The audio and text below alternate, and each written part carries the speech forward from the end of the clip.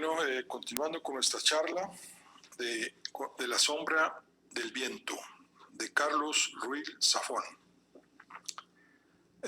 Dijo Daniel: buenas noches, dije, comprendiendo en el acto lo absurdo de mi saludo, pues ahí siempre era de noche. Busco a la señora Jacinta Coronado. Coronado. ¿Alguno de ustedes la conoce o puede decirme dónde encontrarla?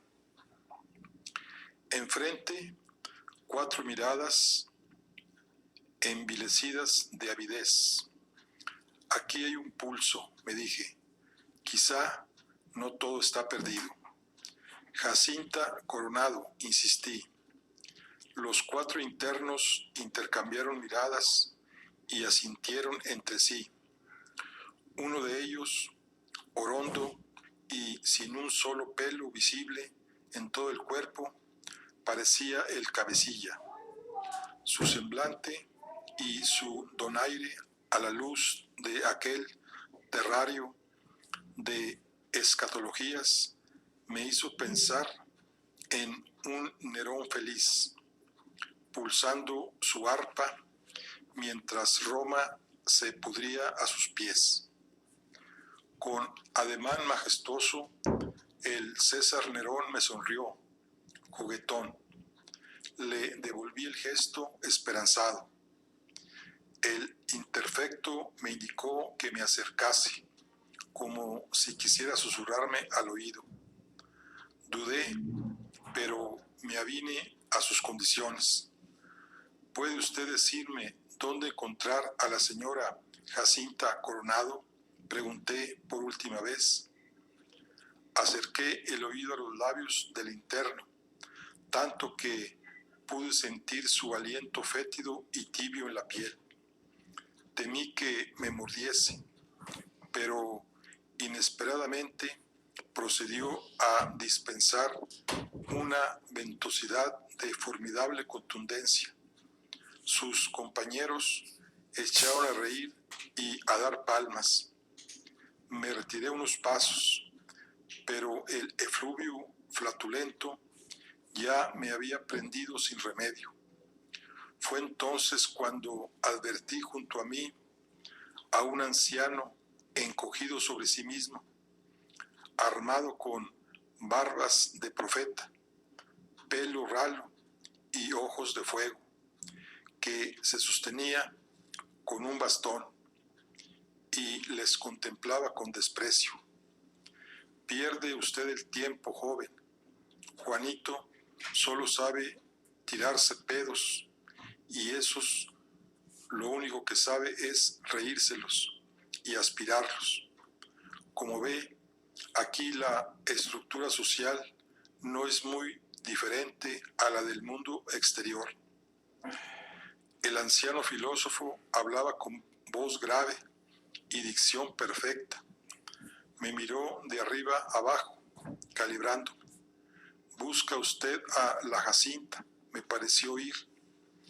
Asentí, atónito, ante la aparición de vida inteligente en aquel antro de horrores. ¿Y por qué? Soy su nieto, y yo el marqués de Matoimel. Una birria de mentiroso es lo que es usted. Dígame para qué la busca o me hago el loco. Aquí es fácil, y si piensa ir preguntando a estos desgraciados de uno en uno, no tardará usted en comprender el por qué. Juanito y su camarilla de inhaladores seguían riéndose de lo lindo. El solista emitió entonces un bis más amortiguado y prolongado que el primero, en forma de siseo, que emulaba un pinchazo en un neumático, y dejaba claro que Juanito poseía un control del esfínter rayano en el virtuosísimo. Me rendí a la evidencia. Tiene usted razón. No soy familiar de la señora Coronado, pero necesito hablar con ella. Es un asunto de suma importancia. El anciano se me acercó. Tenía la sonrisa pícara y felina, de niño gastado, y le ardía la mirada de astucia. ¿Puede usted ayudarme?, supliqué. Eso depende de en qué lo pueda usted ayudarme a mí. Si está en mi mano, estaré encantado de ayudarle. ¿Quiere que le haga llegar un mensaje a su familia? El anciano se echó a reír amargamente. Mi familia es la que me ha confinado a este pozo. Menuda jauría de sanguijuelas, capaces de robarle a uno hasta los calzoncillos, mientras aún estén tibios. A esos se los puede quedar en el infierno o el ayuntamiento. Ya los he aguantado y mantenido suficientes años. Lo que quiero es una mujer. Perdón. El anciano me miró con impaciencia. Los pocos años no le disculpan la opacidad de luces, chaval. Le digo que quiero una mujer, una hembra, fámula o potranca de buena raza, joven, esto es, menor de 55 años y sana, sin llagas ni fracturas. No estoy seguro de entender. ¿Me entiende usted divinamente? Quiero beneficiarme a una mujer que tenga dientes y no se mee encima antes de irme al otro mundo. No me importa si es muy guapa o no. Yo estoy medio ciego y a mi edad cualquier chavala que tenga donde agarrarse es una Venus.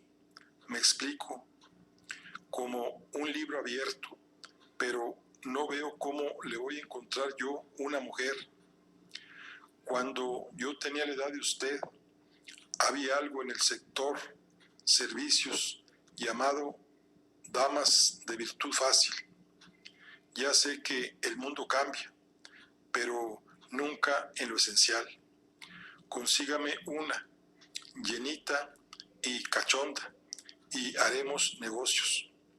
Y si usted está preguntando acerca de mi capacidad para gozar de una dama, piense que me contento con pellizcarle el trasero y sospesarle las beldades, ventajas de la experiencia.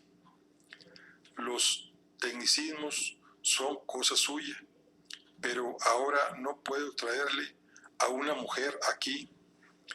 Seré un viejo calentor, pero no imbécil. Eso ya lo sé. Me basta con que me lo prometa. ¿Y cómo sabe que no le diré que sí solo para que me diga dónde está Jacinta Coronado? El viejecito me sonrió ladino. Usted deme su palabra y deje los problemas de conciencia para mí. Miré a mi alrededor. Juanito enfilaba la segunda parte de su recital. La vida se apagaba por momentos.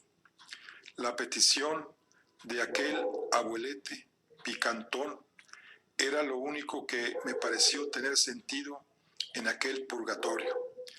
Le doy mi palabra, haré lo que pueda. El anciano sonrió de oreja a oreja. Conté 3 dientes, rubia, aunque sea oxigenada, con un par de buenas peras y con voz de guarra, a ser posible que de todos los sentidos, el que mejor conservo es el del oído. Veré lo que puedo hacer. Ahora, dígame, ¿dónde encontrar a Jacinta Coronado? Capítulo 31. ¿Qué le ha prometido al Matusalén ese? ¿El qué? Ya lo ha oído. Lo habrá dicho en broma, espero. Si no le miento a un abuelete en las últimas, por fresco que sea. Y ello le ennoblece, Daniel. Pero, ¿cómo piensa usted colar a una fulana en esta santa casa? Pagando triple, supongo. Los detalles específicos se los dejo a usted. Fermín se encogió de hombros, resignado. En fin, un trato es un trato. Ya pensaremos en algo. Ahora bien, la próxima vez que se plantee una negociación de esta naturaleza, déjeme hablar a mí, concedido. Tal y como me había indicado el anciano Vivales, encontramos a Jacinta Coronado en un altillo al que solo se podía acceder desde una escalinata en el tercer piso. Según el abuelete lujurioso, el ático era el refugio de los escasos internos a quienes la parca no había tenido la decencia de privar de entendimiento, estando por otra parte de escasa longevidad. Al parecer, aquella ala oculta había albergado en su día las habitaciones de Baltasar Deulofeu, alias Laszlo de Bicherny, desde las cuales presidía las actividades del Tenebrarium y cultivaba las artes amatorias recién llegadas de Oriente, entre vapores y aceites perfumados. Cuanto quedaba de aquel dudoso esplendor eran los vapores y perfumes, si bien de otra naturaleza. Jacinta Coronado languidecía, rendida en una silla de mimbre, envuelta en una manta. Señora Coronado, pregunté, alzando la voz, temiendo que la pobre estuviese sorda, tarada o ambas cosas.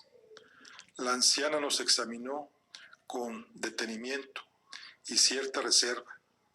Tenía la mirada arenosa y apenas unas mechas de cabello blanquecino le cubrían la cabeza. Advertí que me observaba con extrañeza, como si me hubiera visto antes y no recordase dónde.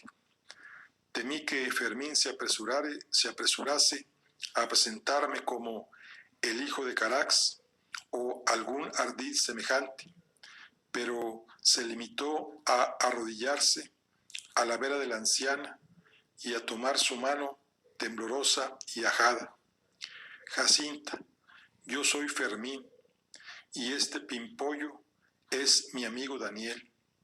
Nos envía su amigo el padre Fernando Ramos, que hoy no ha podido venir porque tenía 12 misas que decir.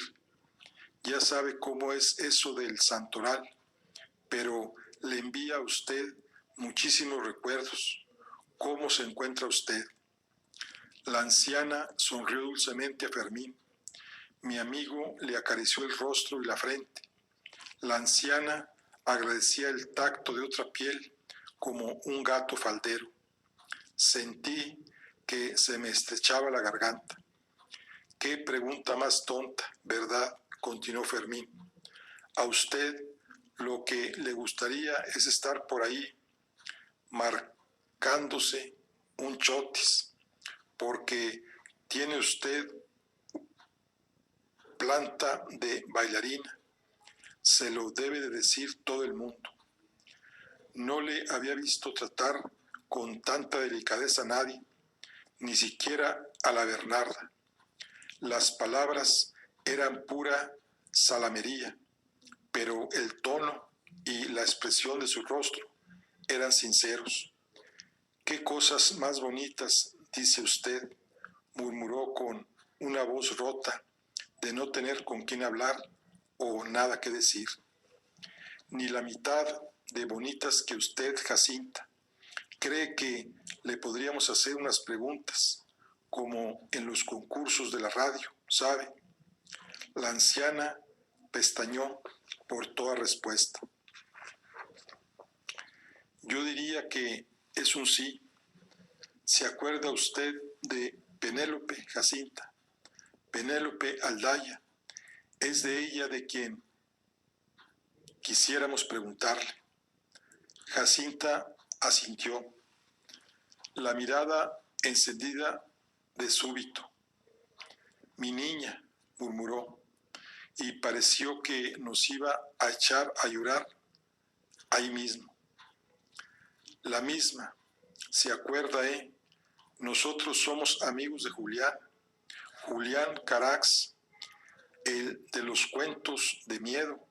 ¿Se acuerda también, verdad?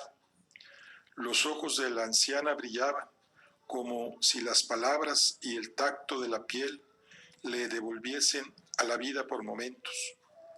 El padre Fernando, del Colegio de San Gabriel, nos dijo que quería usted mucho a Penélope. Él también la quiere a usted mucho y se acuerda todos los días de usted, ¿sabe?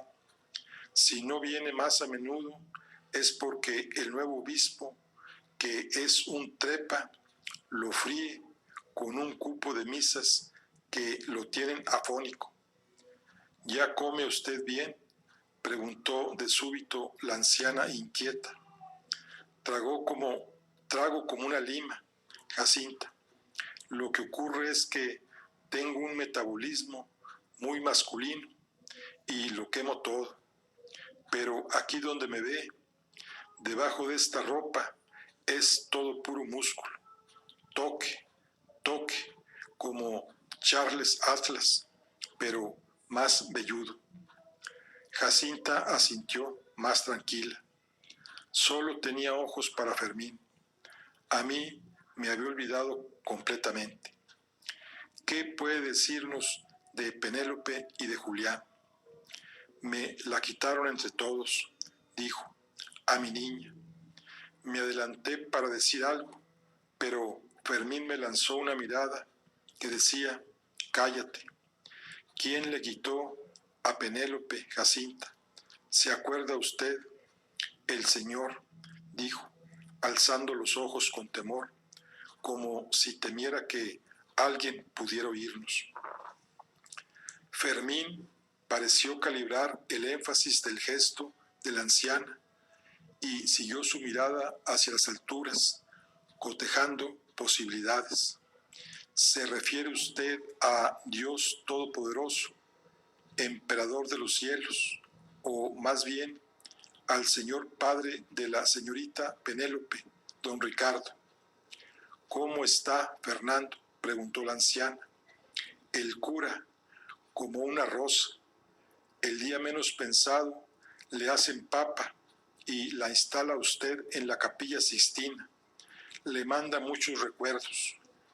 Él es el único que viene a verme, ¿sabe? Viene porque sabe que no tengo a nadie más. Fermín me lanzó una mirada de soslayo, como si estuviese pensando lo mismo que yo. Jacinta Coronado estaba bastante más cuerda de lo que su apariencia sugería. El cuerpo se apagaba, pero la mente y el alma seguían consumiéndose en aquel pozo de miseria.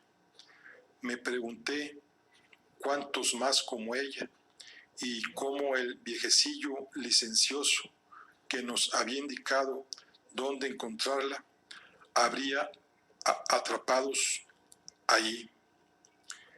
Viene porque la quiere a usted mucho, Jacinta, porque se acuerda de lo bien cuidado y alimentado que lo tenía de chaval, que nos lo ha contado todo.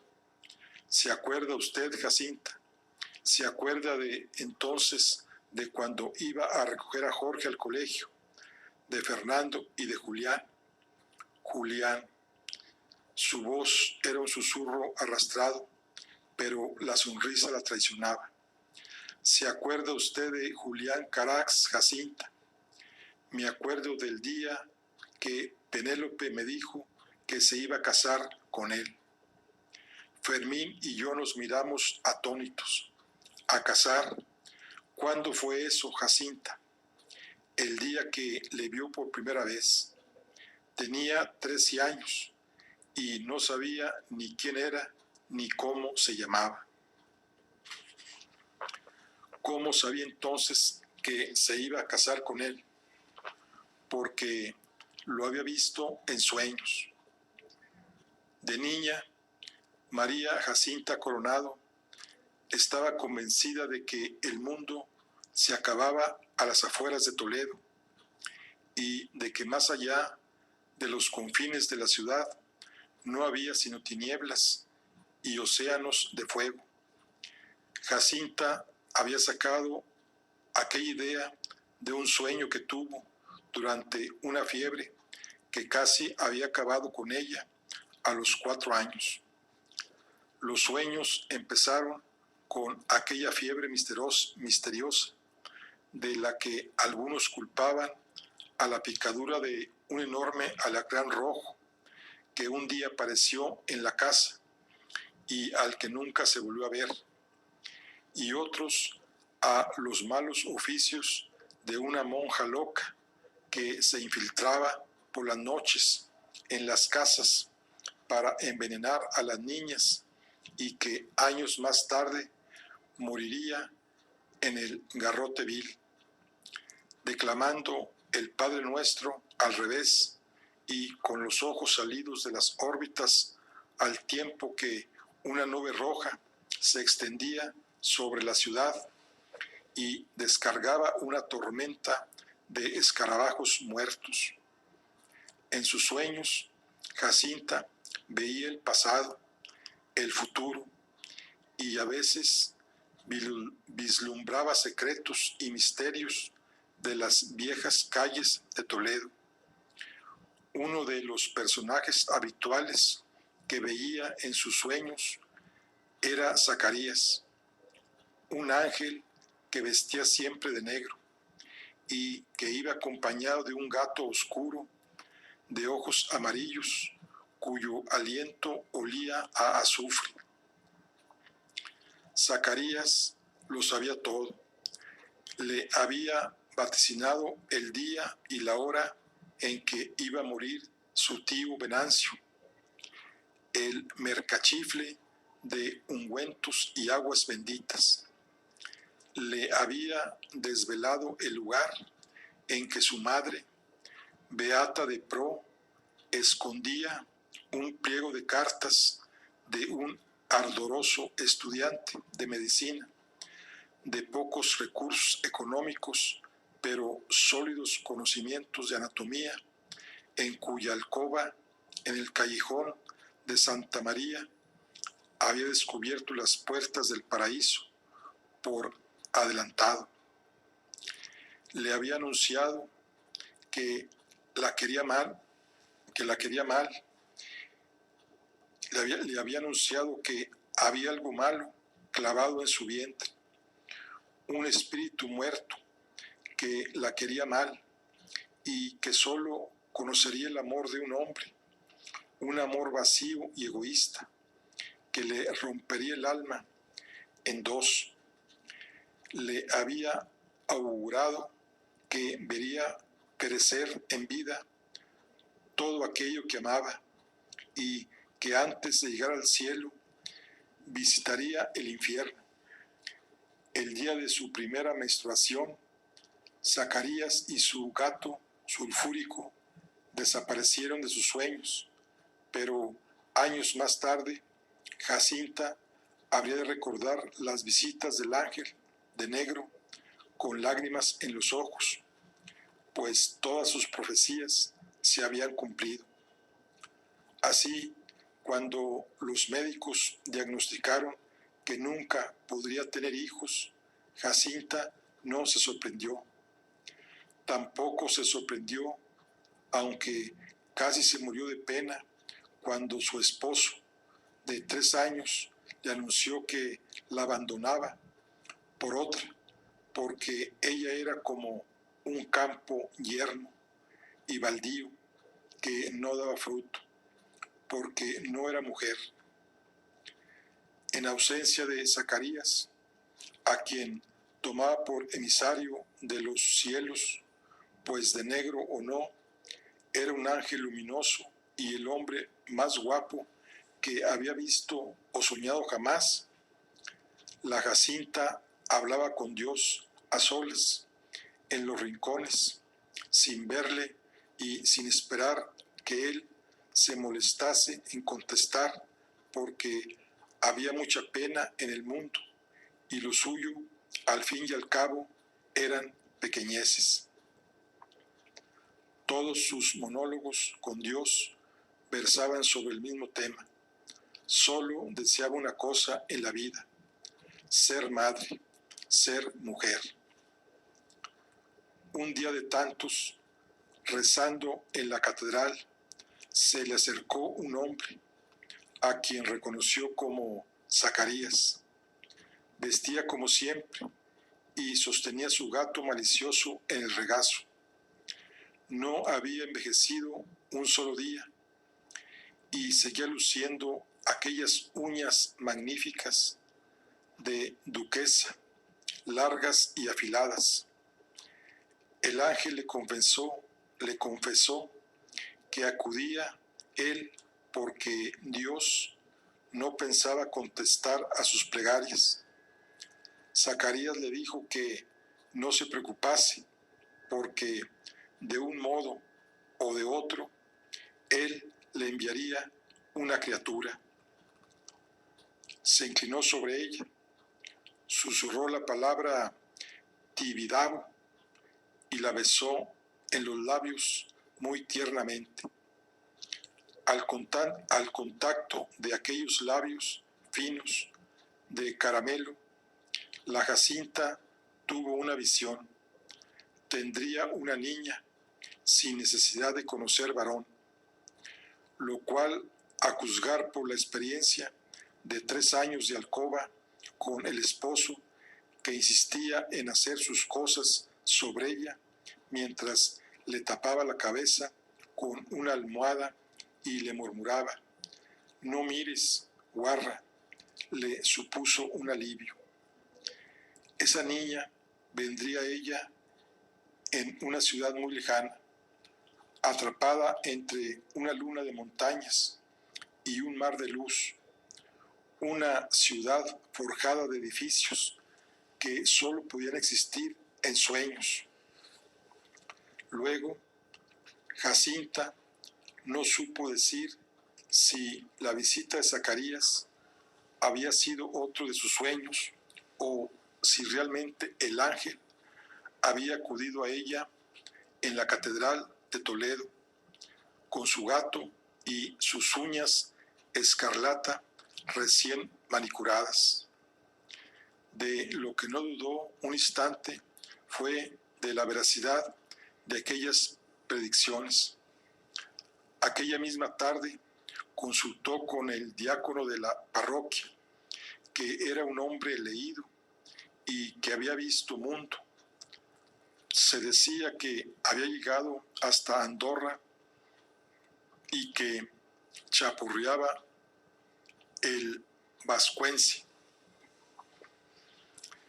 El diácono, que alegó desconocer al ángel Zacarías de entre las legiones aladas del cielo, escuchó con atención la visión de la Jacinta y, tras mucho sospesar el tema y ateniéndose a la descripción de una suerte de catedral que, en palabras de la vidente, parecía una gran peineta hecha de chocolate fundido, el sabio le dijo: «Jacinta, eso que has visto tú es Barcelona, la gran hechicera y el templo expiatorio de la Sagrada Familia». 2 semanas más tarde, armada de un fardo, un misal y su primera sonrisa en 5 años, Jacinta partió rumbo a Barcelona, convencida de que todo lo que le había descrito el ángel se haría realidad. Pasarían meses de arduas vicisitudes antes de que Jacinta encontrase empleo fijo en uno de los almacenes de Aldaya e Hijos, junto a los pabellones de la vieja Exposición Universal de la Ciudadela. La Barcelona de sus sueños se había transformado en una ciudad hostil y tenebrosa, de palacios cerrados y fábricas que soplaban aliento de niebla que envenenaba la piel, de carbón y azufre. Jacinta supo desde el primer día que aquella ciudad era mujer, vanidosa y cruel, y aprendió a temerla y a no mirarla nunca a los ojos. Vivía sola en una pensión del barrio de la Ribera, donde su sueldo apenas le permitía pagarse un cuarto miserable, sin ventanas ni más luz que las velas que robaba en la catedral y que dejaba encendidas toda la noche para asustar a las ratas que se habían comido las orejas y los dedos del bebé de 6 meses de la Ramoneta, una prostituta que alquilaba la pieza contigua y la única amiga que había conseguido hacer en 11 meses en Barcelona. Aquel invierno llovió casi todos los días, lluvia negra de hollín y arsénico. Pronto Jacinta empezó a temer que Zacarías la había engañado, que había venido a aquella ciudad terrible a morir de frío, de miseria y de olvido. Dispuesta a sobrevivir, Jacinta acudía todos los días antes del amanecer al almacén y no salía hasta bien entrada la noche. Ahí la encontraría por casualidad don Ricardo Aldaya, atendiendo a la hija de uno de los capataces, que había caído enferma de consumición, y al ver el celo y la ternura que emanaba la muchacha, decidió que se la llevaba a su casa para que atendiese a su esposa, que estaba encinta, del que habría de ser su primogénito. Sus plegarias habían sido escuchadas. Aquella noche, Jacinta vio a Zacarías de nuevo en sueños. El ángel ya no vestía de negro, iba desnudo y su piel estaba recubierta de escamas. Ya no le acompañaba su gato, sino una serpiente blanca enroscada en el torso. Su cabello había crecido hasta la cintura y su sonrisa, la sonrisa de caramelo que había besado en la catedral de Toledo, aparecía surcada de dientes triangulares y cerrados como los que había visto en algunos peces de alta mar agitando la cola en la lonja de pescadores. Años más tarde, la muchacha describiría esta visión a un Julián Carax de 18 años, recordando que el día en que Jacinta iba a dejar la pensión de la Ribera para mudarse al palacete Aldaya, supo que su amiga, la Ramoneta, había sido asesinada a cuchilladas en el portal aquella misma noche y que su bebé había muerto de frío en brazos del cadáver. Al saberse la noticia, los inquilinos de la pensión se enzarzaron en una pelea a gritos, puñadas y arañazos para disputarse las escasas pertenencias de la muerta. Lo único que dejaron fue el que había sido su tesoro más preciado, un libro. Jacinta lo reconoció porque muchas noches la Ramoneta le había pedido si podía leerle 1 o 2 páginas. Ella nunca había aprendido a leer. Cuando 4 meses más tarde, nacía Jorge Aldaya, y aunque Jacinta le brindaría todo el cariño que la madre, una dama etérea que siempre le parecía atrapada en su propia imagen en el espejo, nunca supo o quiso darle, el Aya comprendió que no era aquella la criatura que Zacarías le había prometido. En aquellos años, Jacinta se desprendió de su juventud y se convirtió en otra mujer que tan solo conservaba el mismo nombre y el mismo rostro. La otra Jacinta se había quedado en aquella pensión de barrio de la Ribera, tan muerta como la Ramoneta. Ahora vivía a la sombra de los lujos de los Aldaya, lejos de aquella ciudad tenebrosa que tanto había llegado a odiar y en la que no se aventuraba ni en el día que tenía libre para ella 1 vez al mes.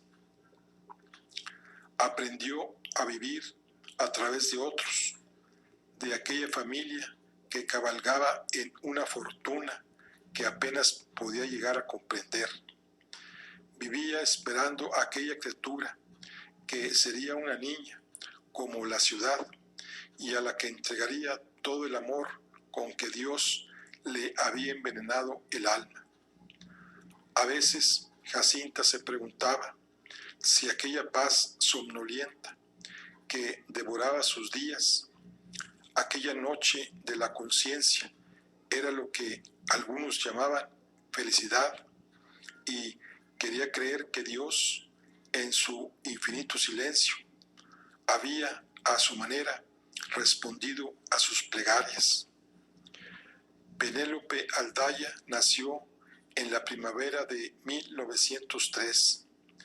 Para entonces, don Ricardo Aldaya ya había adquirido la casa de la avenida del Tibidabo, aquel caserón que sus compañeros en el servicio estaban convencidos de que yacía bajo el influjo de algún poderoso embrujo, pero a la que Jacinta no temía, pues sabía que lo que otros tomaban por encantamiento no era más que una presencia que solo ella podía ver en sueños, la sombra de Zacarías, que apenas se parecía ya al hombre que ella recordaba y que ahora solo se manifestaba como un lobo que caminaba sobre las 2 patas posteriores.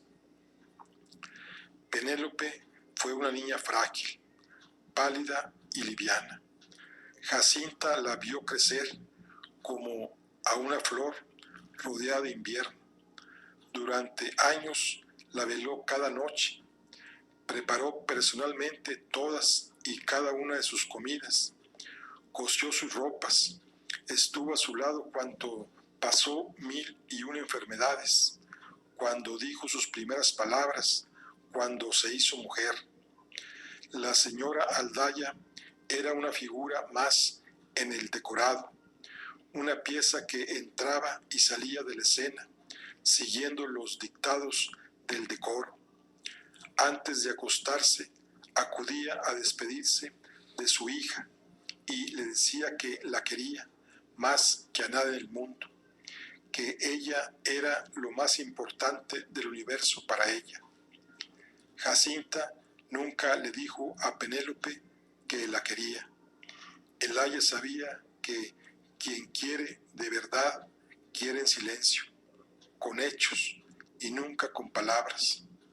En secreto, Jacinta despreciaba a la señora Aldaya, aquella criatura vanidosa y vacía que envejecía por los pasillos del caserón bajo el peso de las joyas con que su esposo, que atracaba en puertos ajenos desde hacía años, la acallaba.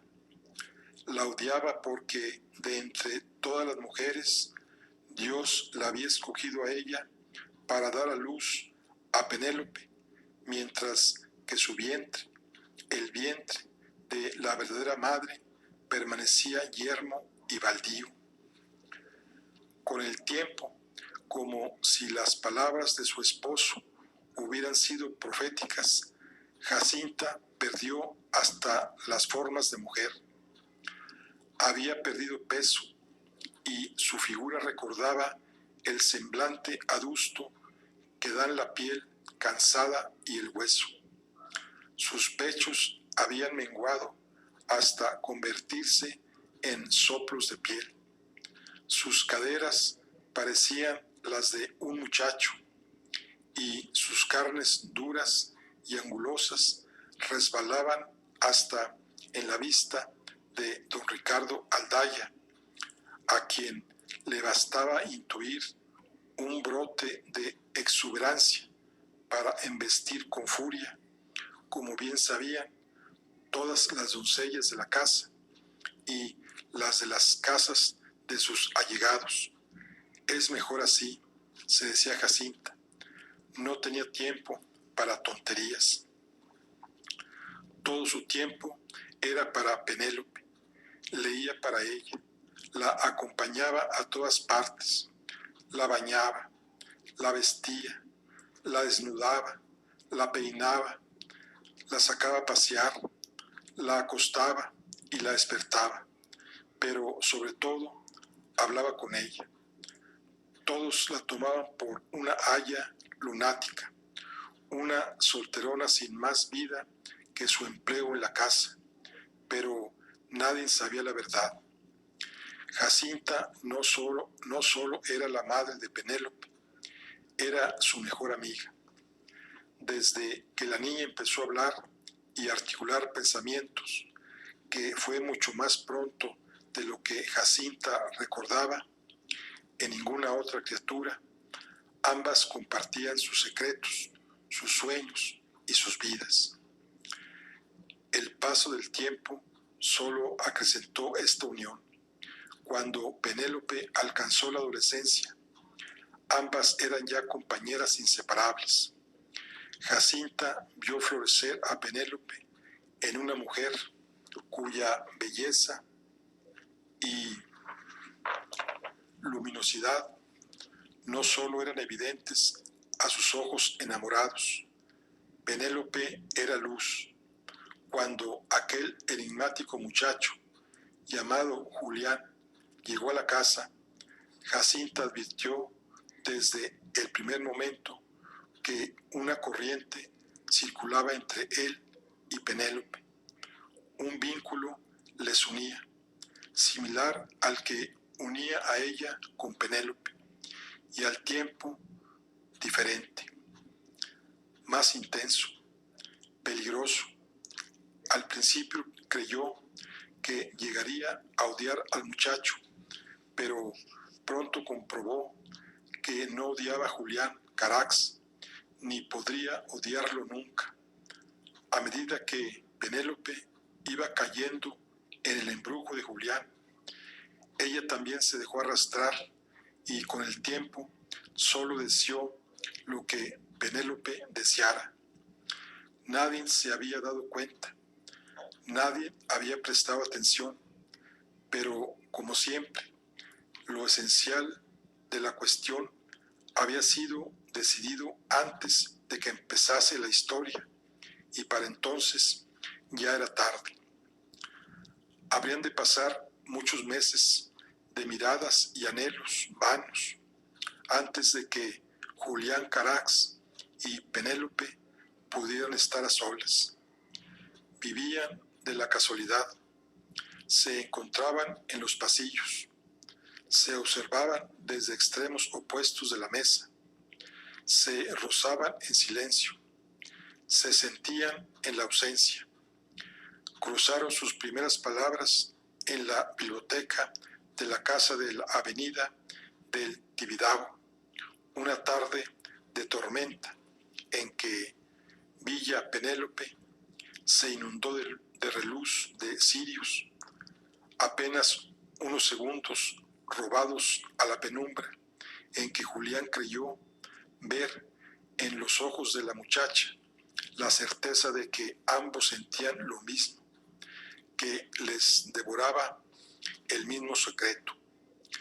Nadie parecía advertirlo, nadie excepto Jacinta, que veía con creciente inquietud el juego de miradas que Penélope y Julián tejían a la sombra de los Aldaya.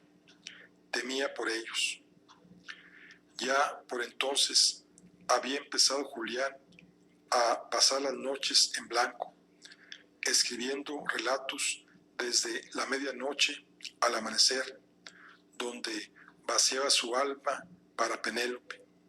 Luego, visitando la casa de la avenida del Tibidabo con cualquier excusa, buscaba el momento de colarse a escondidas en la habitación de Jacinta y le entregaba las cuadrillas para que ella se las diese a la muchacha. A veces Jacinta le entregaba una nota que Penélope había escrito para él y pasaba días releyéndola. Aquel juego habría de durar meses.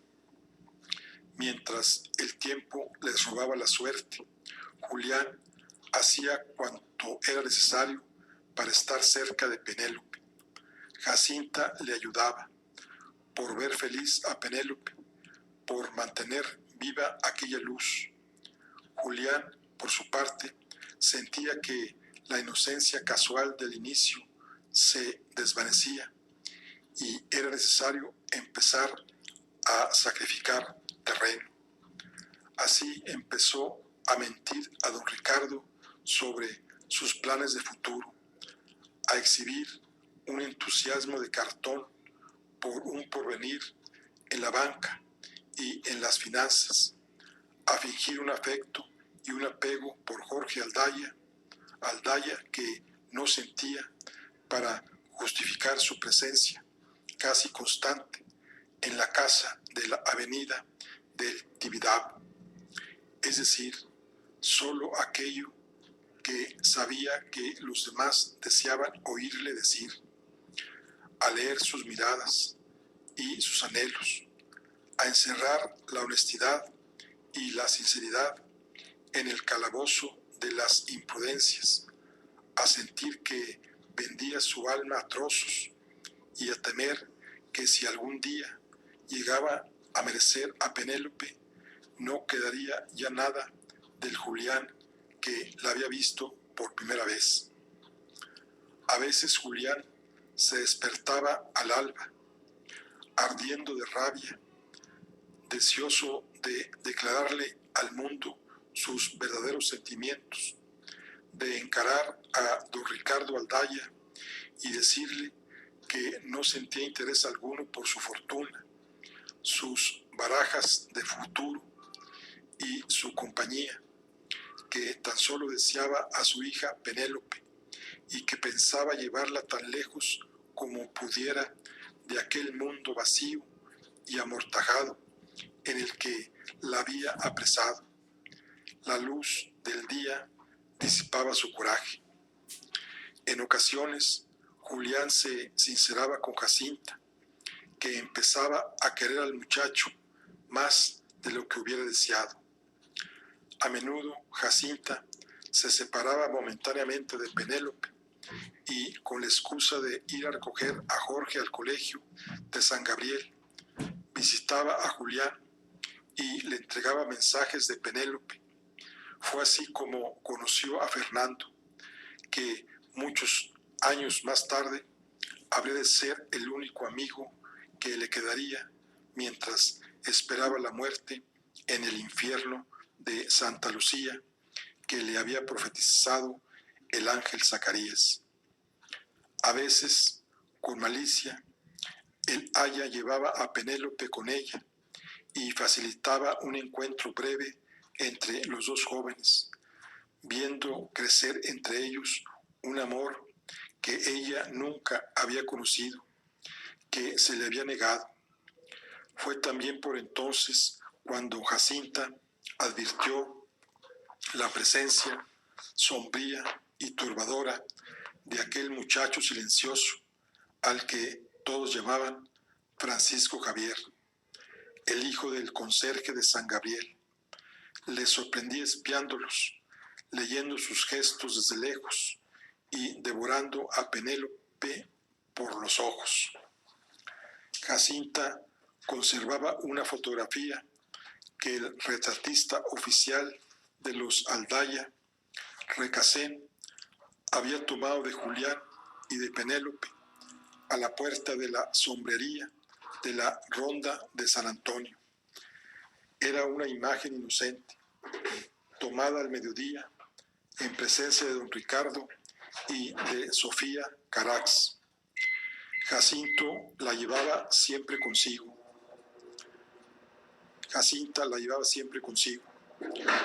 Un día, mientras esperaba a Jorge a la salida del colegio de San Gabriel, el aya olvidó su bolsa junto a la fuente y al volver por ella advirtió que el joven fumero merodeaba por ahí, mirándola nerviosamente. Aquella noche, cuando buscó el retrato, no lo encontró y tuvo la certeza de que el muchacho la había robado.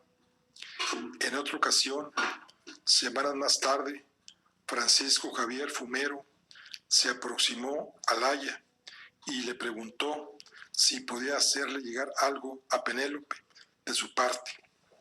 Cuando Jacinta preguntó de qué se trataba, el muchacho extrajo un paño con el que había envuelto lo que parecía una figura tallada en madera de pino. Jacinta reconoció en ella a Penélope y sintió un escalofrío. Antes de que pudiese decir nada, el muchacho se alejó. De camino a la casa de la avenida del Tibidabo, Jacinta tiró la figura por la ventana del coche, como si se tratase de carroña maloliente. Más de una vez, Jacinta habría de despertar de madrugada, cubierta de sudor, perseguida por pesadillas en las que aquel muchacho de turbia mirada se abalanzaba sobre Penélope en la fría e indiferente brutalidad de un insecto. Algunas tardes, cuando Jacinto acudía a buscar a Jorge, si éste se retrasaba, el aya conversaba con Julián. También él empezaba a querer a aquella mujer de semblante duro y a confiar en ella más de lo que confiaba en sí mismo. Pronto, cuando algún problema o alguna sombra se cernía sobre su vida, ella y Miguel Moliner eran los primeros y a veces los últimos en saberlo. En una ocasión, Julián le contó a Jacinta que había encontrado a su madre y a don Ricardo Aldaya en el patio de las Fuentes conversando mientras esperaba la salida de los alumnos. Don Ricardo parecía estar deleitándose con la compañía de Sofía y Julián sintió cierto requemor, pues estaba al corriente de la reputación donjuanesca del industrial y de su voraz apetito por las delicias del género femenino, sin distinción de casta o condición, al que solo su santa esposa parecía inmune. Le comentaba a tu madre lo mucho que te gusta tu nuevo colegio. Al despedirse de ellos, Don Ricardo les guiñó un ojo y se alejó con una risotada. Su madre hizo todo el trayecto de regreso en silencio, claramente ofendida por los comentarios que le había estado haciendo don Ricardo Aldaya. No solo Sofía veía con recelo su creciente vinculación con los Aldaya y el abandono al que Julián había relegado a sus antiguos amigos del barrio y a su familia. Donde su madre mostraba tristeza y silencio, el sombrerero mostraba rencor y despecho. El entusiasmo inicial de ampliar su clientela a la flor innata de la sociedad barcelonesa se había evaporado rápidamente. Casi no veía ya a su hijo y pronto tuvo que contratar a Quimet, un muchacho del barrio, antiguo amigo de Julián, como ayudante y aprendiz en la tienda. Anthony Fortuny era un hombre que solo se sentía capaz de hablar abiertamente sobre sombreros. Encerraba sus sentimientos en el calabozo de su alma durante meses, hasta que se empoñosaban sin remedio. Cada día se le veía más malhumorado e irritable. Todo le parecía mal, desde los esfuerzos del pobre Quimet, que se dejaba el alma en aprender el oficio, a los amagos de su esposa Sofía por suavizar el aparente olvido al que le había condenado Julián. Tu hijo se cree que es alguien porque esos ricachones le tienen la mona de circo, decía con aire sombrío, envenenando de rencor. Un buen día, cuando se iban a cumplir 3 años desde la primera visita de don Ricardo Aldaña a la sombrería de Fortuny e hijos, el sombrerero dejó a Quimet al frente de la tienda y le dijo que volvería al mediodía. Ni corto ni perezoso se presentó en las oficinas que el consorcio Aldaya tenía en el Paseo de Gracia y solicitó ver a don Ricardo. ¿Y a quién tengo el honor de anunciar?, preguntó un lacayo de talente altivo. A su sombrerero personal. Don Ricardo le recibió vagamente, sorprendido, pero con buena disposición, creyendo que tal vez Fortuny le traía una factura. Los pequeños comerciantes nunca acaban de comprender el protocolo del dinero. Y dígame, ¿qué puedo hacer por usted, amigo Fortunato? Sin más dilación, Antonio Fortuny procedió a explicarle a don Ricardo que andaba muy engañado con respecto a su hijo Julián. Su hijo, don Ricardo, no es el que usted piensa. Muy al contrario, es un muchacho ignorante, holgazán y sin más talento que las ínfulas que su madre le ha metido en la cabeza. Nunca llegará a nada, créame. Le falta ambición, carácter. Usted no le conoce y él puede ser muy hábil para engatusar a los extraños, para hacerles creer que sabe de todo, pero no hay nada de nada. Es un mediocre, pero yo le conozco mejor que nadie y me parecía necesario advertirle. Don Ricardo Aldaya había escuchado este discurso en silencio, sin apenas pestañear. Eso es todo, Fortunato. El industrial procedió a presionar un botón en su escritorio y a los pocos instantes apareció en la puerta del despacho el secretario que le había recibido. El amigo Fortunato se iba ya. Balcells anunció: tenga la bondad de acompañarlo a la salida. El tono gélido del industrial no fue del agrado del sombrerero.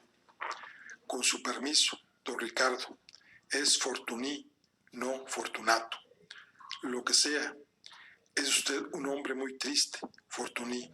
Le agradeceré que no vuelva por aquí.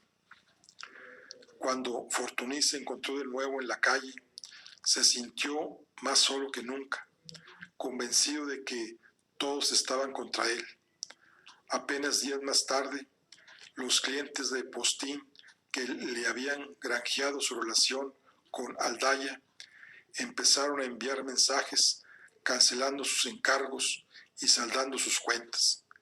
En apenas semanas tuvo que despedir a Quimet porque no había trabajo para ambos en la tienda. Al fin y al cabo, el muchacho tampoco valía para nada. Era mediocre y holgazán como todos. Fue por entonces que la gente del barrio empezó a comentar que al señor Fortuny se le veía más viejo, más solo, más agrio. Ya apenas hablaba con nadie y pasaba largas horas encerrado en la tienda, sin nada que hacer, viendo pasar a la gente al otro lado del mostrador con un sentimiento de desprecio y a un tiempo de anhelo. Luego se dijo que las modas cambiaban, que la gente joven ya no llevaba sombrero y que los que lo hacían preferían acudir a otros establecimientos en que los vendían ya hechos por tallas, con diseños más actuales y más baratos. La sombrería de Fortuny e Hijos se hundió lentamente en un letargo de sombras y silencios. «Estáis esperando que me muera», dijo para sí, «pues a lo mejor os doy el gusto». Él no lo sabía, pero había empezado ya a morir hacía mucho tiempo. Bueno, aquí concluimos nuestra charla de hoy. En nuestra próxima ocasión continuamos. Por lo pronto, hasta luego.